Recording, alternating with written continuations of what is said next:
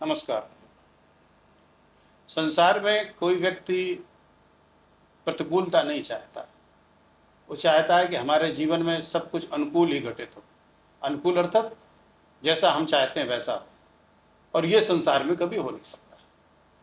चाहे आप जिस स्थिति में हो, जिस परिस्थिति में हो, जिस पद में हो, ऐसा कभी नहीं हो सकता कि सारी घटनाएं, सारी चीज़ें आपके अनुकूल हों।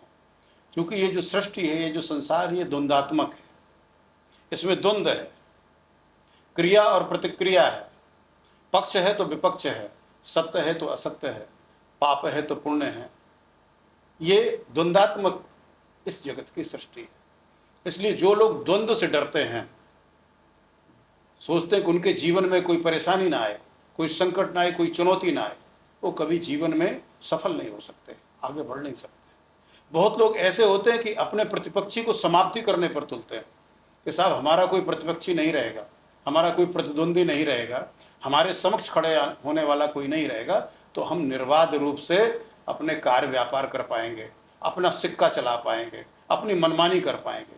वो बहुत बड़ी भूल करते हैं। जो समाज, जो व्यक्ति, जो समूह अपने प्रतिपक्षियों को नहीं उगने देता, प्रतिद्वंदियों को सामने नहीं आने देना चाहता, या किसी साजिश के तहत उनको समाप्त कर देता, ये पक्का मानिए कि उसके अंदर से फिर द्वंद्व पैदा होता है।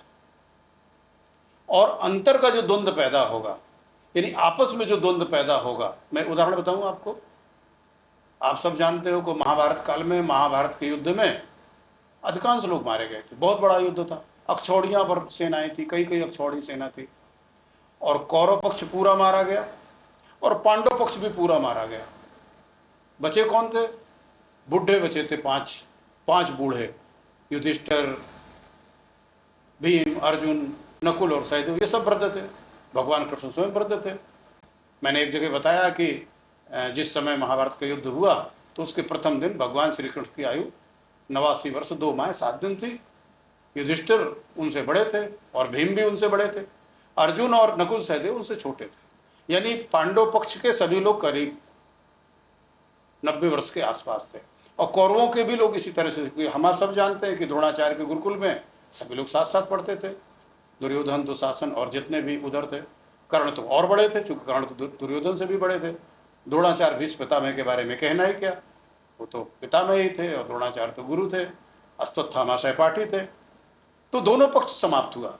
इवन भगवान श्री कृष्ण की बहन सुभद्रा से उत्पन्न अभिमन्यु भी युद्ध में मारा गया, और द्रौपदी से उत्पन्न 5 पुत्रों को अश्वत्थामा ने मार दिया, जो 5 भाइयों से उत्पन्न हुए थे।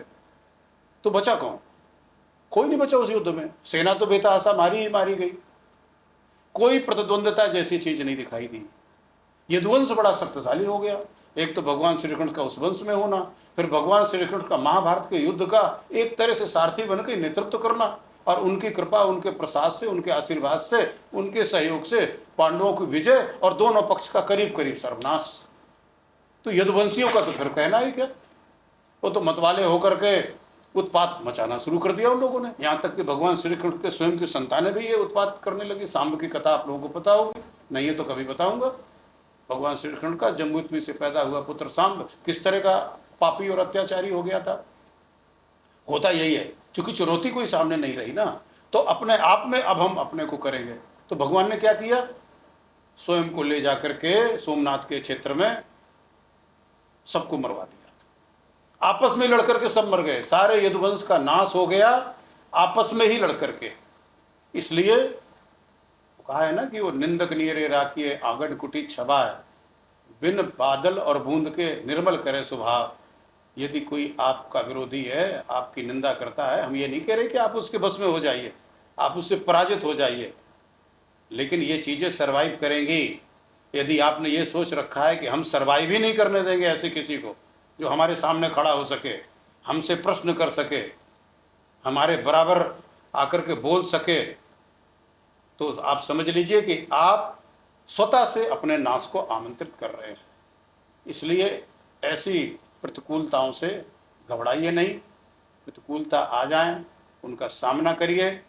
अनुकूलताओं की तलाश में लगातार मत रहिए। प्रतिकूल परिस्थितियों को ही अनुकूल बनाने की कला विकसित करिए। और ये कार्य सिर्फ किसी एक वर्ग के लिए नहीं कहा जा रहा है, सभी के लिए ये कार्य कहा जा रहा है। जय हिंद, जय भारत।